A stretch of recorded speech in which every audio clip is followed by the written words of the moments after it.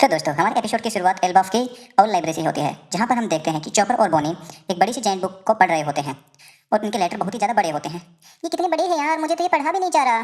कितने सारे पेज हैं और मुझे कुछ समझ में भी नहीं आ रहा इनमें क्या लिखा हुआ है। और तभी हम एक बड़े से आउल को देखते हैं और शोल बताता है इसका नाम बिब्लो है। यह लाइब्रेरी का मास्टर है और यह हजारों सालों से यहाँ पर है और ये आउल यहाँ पर आने वाली सभी बुक्स को बड़ा कर देता है। और एल्बाफ सरकार से अभी तक अनएफिलिएटेड है और एक आइसोलेटेड आइलैंड है, तो यहाँ पर न्यूज भी नहीं आती है, पर छोटे छोटे फिशरमैन यहाँ पर जो न्यूज़पेपर लेकर आते हैं उन्हें हम यहाँ पर लाकर पढ़ सकते हैं। और तभी हम लिलिथ को भी देखते हैं जो कि पूरी लाइब्रेरी को एक्सप्लोर कर रही होती है और वह बताती है कि यह जो आउल है इसने शायद ग्रो फ्रूट को खा लिया है। रोबिन बैठी रहती है, तभी शोल रोबिन से पूछता है क्या तुम्हें सब कुछ याद है ना? रोबिन, क्या यहाँ पर मेडिकल की बुक्स भी है क्या? नहीं चॉपर, यहाँ पर ज्यादातर आर्कियोलॉजी और हिस्ट्री की बुक्स हैं। तभी शोल बताता है कि हमारे पास कुछ मेडिकल की बुक्स भी हैं, पर उनका साइज इतना बड़ा है कि तुम उन्हें पढ़ नहीं पाओगे और उनका साइज भी छोटा नहीं किया जा सकता। और भाई लूफी तो अपना अलग ही मजे कर रहा होता है। वह उशप और इन जाइंट बच्चों को एक झूला झुला रहा होता है और वो जाइंट बच्चे उशप बहुत ही ज्यादा डरे हुए रहते हैं। लूफी के बच्चे रुक जा, तुम्हें छोटे छोटे बच्चों पर तरस नहीं आ रहा क्या? मैं नीचे उतार दे। और भाई लूफी रुकता नहीं है और भी तेजी से झूला झुलाने लगता है और तभी उशप का हाथ छूट जाता है और वो झूले से लगभग गिरने वाला होता है। तभी वह एक जाइंट बच्चे का होंठ पकड़ लेता है। मुझे लगता है और तुम्हें मारा ही जाने वाला था। मजा आ गया भाई, मजा आ गया। तभी नामी वहां पर आती है और उनकी बैंड बजा देती है। माफ कर दो नामी यार, बहुत मजा आ रहा था। वो बच्चे कितना डर गए हैं, पागल हो क्या तुम? मैंने इसे रोकने की कोशिश की थी नामी, पर ये मेरी सुनता ही कहाँ है। सबको देखो कितना डर गए हैं बेचारे। और वो बच्चे रोते रोते गढ़ के पास जाते हैं और गढ़ उनको शांत कराती है। अरे शांत हो जाओ, कुछ नहीं हुआ है। और लूफी ये सब देखकर भाई गुस्सा हो जाता है और बोलता है, अरे ओ सालो, तुम वारियर्स हो वारियर्स, तुम रो नहीं सकते हो, बेवकूफ हो क्या तुम? तुम्हें शर्म नहीं आती क्या? लूफी शांत हो जाओ, वो बच्चे हैं, उनकी परवरिश ऐसे ही की गई है और वो कोई वॉरियर्स नहीं है। उनका दिल काफी साफ और निर्मल है। और तभी शांति देखता है कि ये बच्चे गढ़ के दिल के अंदर घुस चुके होते हैं। जानबूझकर एक शैतानी हंसी हंसता है और भाई वो जानबूझ के कर रहा होता है। वो एकदम जैसे मोमो करता था वैसे ही कर रहा होता है। सालो तुम बच्चे सबके सब एक जैसे ही होते हो क्या? और इसके बाद हम कोलन को देखते हैं जो कि लूफी से मिलने के लिए जा रहा होता है और रास्ते में लूफी का ही नाम ले रहा हो तभी उसे सामने फ्रैंकी दिखाई देता है। ओ ये तो कमाल ही होगी, देख तो सही, ये तो कमाल है, शाबाश पाजी। अरे यह तो इंसान है, तो मतलब लूफी आसपास ही होगा। और भाई स्कूल में सभी बच्चे एंजॉय कर रहे होते हैं और हमारा जोरो भैया एक नैप ले लेता है और ब्रूक सभी को अपना गाना बजाना दिखा रहा होता है। पर रूफी और उशप थोड़ा नाराज रहते हैं। इन दोनों को थोड़ा बुरा लगता है कि एल्बाफ शांति की तरफ बढ़ते हुए जा रहा है और कोई भी मारपीट नहीं करता है। पर हम इसके बारे में कंप्लेन नहीं कर सकते लूफी, ये तो अच्छी बात है ना, सब लोग इतने शांत हैं। मुझे तो नींद आ रही है यार, मैं सोने जा रहा हूँ। और तभी कोलन उन लोगों पर हमला कर देता है। स्ट्रॉ हेड लूफी, तुम आज नहीं बचोगे। अरे ये क्या, मुझे तो लगा था यहाँ पर सब कुछ शांत है।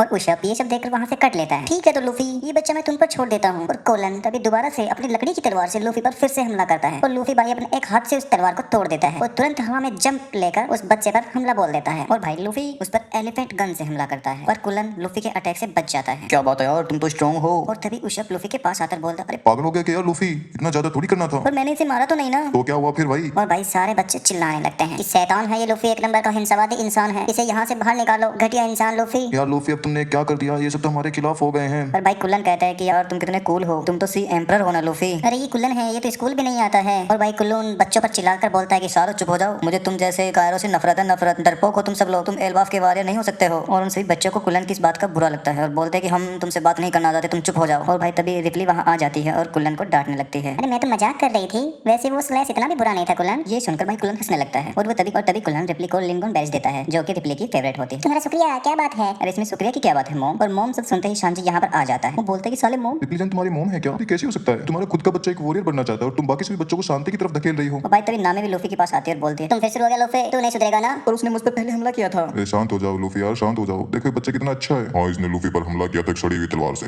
इस बच्चे में दम तो है, देखो जरा, चाहिए ना? पर उसे माफी मांगनी चाहिए, उसने अचानक तुम पर हमला कैसे कर दिया? और तभी भाई कुल्लन बताता है कि उसका पिता भी एक इंसान है। और ये बात सुनकर सब लोग एकदम हैरान हो जाते हैं भाई। और शांति को भाई समझ में नहीं आता यार ये सब कैसे हो गया। क्या तुम्हारा पिता एक इंसान है? और तभी कुल्लन बताता है उनको कि हाँ, मेरा पिता एक इंसान है, वो एक पायलट हुआ करते थे और वो एल्बाफ के वॉरियर से भी ज्यादा स्ट्रॉन्ग थे। और रिप्ली भी बताती है कि मेरे हस्बैंड मुझसे जवान हैं और वो हमेशा कहते रहते हैं कि वो खुद ही बूढ़े होते जा रहे हैं, इसलिए उन्होंने कभी मेरे से शादी नहीं की। और भाई और उस दिन से ये रिप्ली उस इंसान की कॉमन लॉ वाइफ बन के साथ में रहते हैं। और शांति बेचारा परेशान हो जाता है, साला वो गुमनाम रिप्ली को बच्चा करके छोड़ गया। शांत हो जाओ शांति यार, शांत हो जाओ। और भाई तभी लूफी का पेट गुड़गुड़ करने लग जाता है। अरे यार मुझे भूख लग रही है। अरे हाँ, भूख तो मुझे भी लग रही है यार, मेरा पेट तो देखो सिकुड़ कर पीठ के साथ जुड़ते जा रहा है। एक सेकंड, मैं तो बस हड्डी हूँ ना। अरे यार तुम फिर से शुरू हो गए, ब्रूक चुप हो जाओ, इतने गंदे जोक्स मार रहे हो। और तभी कुल्लन बताता है कि विलेज में एक बैंक्वेट की तैयारी चल रही है, तुम सभी लोग भी वहाँ आ रहे हो ना? क्या एक बैंक? और सभी लोग एकदम खुश हो जाते हैं भाई। और लूफी और उशप रॉबिन को बुलाने के लिए लाइब्रेरी जाते हैं। यहाँ का नजारा देखकर एकदम हैरान रह जाते हैं। यार यहाँ किताबें कितनी बड़ी बड़ी हैं और कितनी सारी है। जहाँ पर नजर जा रही है बस किताबें किताबें हैं। तभी नामी रॉबिन के पास आती है और बोलती है, चलो भाई बैंकेट मिल रहा है विलेज में, खाते हैं जाके। और रॉबिन कहती है, मैं बाद में खाऊंगी, मुझे भी सोल के साथ कुछ और बातें करनी है। और हाँ, यहाँ का बैंकेट 3 दिन तक चलता है। और चोपर भी कहता है कि मैं भी यही रहूंगा। ठीक है चौपर तभी फ्रैंकी आता है। लूफी पाजी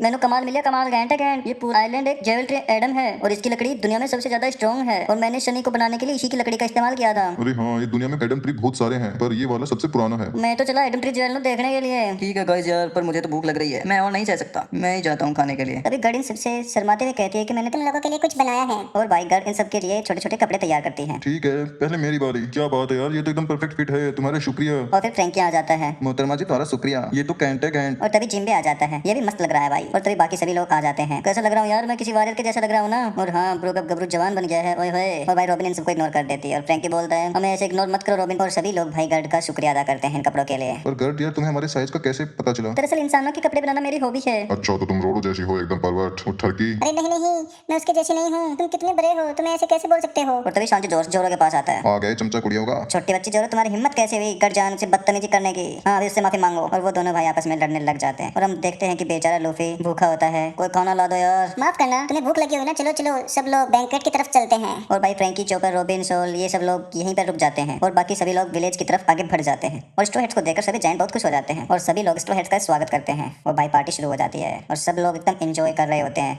जिम्बे और जोरो पीने में बिजी हो जाते हैं। सांजी हमारा कुड़ियों के साथ लग जाता है और भाई लूफी तो एकदम ठूस ठूस कर खा रहा होता है। और तभी स्टेन लूफी के सामने आता है। सभी को पुरानी बातें याद आ जाती हैं कि कैसे इस बंदे की पहले लंबी लंबी दाढ़ी हुआ करती थी। और हजरतीन यहाँ पर आकर बताता है कि हाँ ये तो मेरा बचपन का दोस्त है। तभी चीफ जोरो यहाँ पर आ जाता है जो कि एक पहाड़ जितना बड़ा जायंट होता है और सभी लोग चीफ जरूल की तरफ देखकर चीयर करते हैं। और भाई इस बंदे की एज पूरी 480 साल है और इसका नाम बियर्ड हिल जारुल जो कि जायंट का हीरो होता है, जो कि अभी दुनिया का सबसे पुराना जायंट है। ड्रॉगी उसका स्वागत करता है। मैंने सुना है यहाँ कुछ इंसान आए हैं तो मैं इन्हें हेलो करने के लिए आ गया। लूफी से देखता ही रह जाता है। तुम्हारा स्वागत है यहाँ पर। और भाई तभी लूफी की नजर उसके सर पर जाती है। जोरुल के सर पर एक तलवार घुसी रहती है उसके हेलमेट के अंदर। अरे ये क्या है? हाँ ये तो हेलमेट ने मेरी जान बचा ली।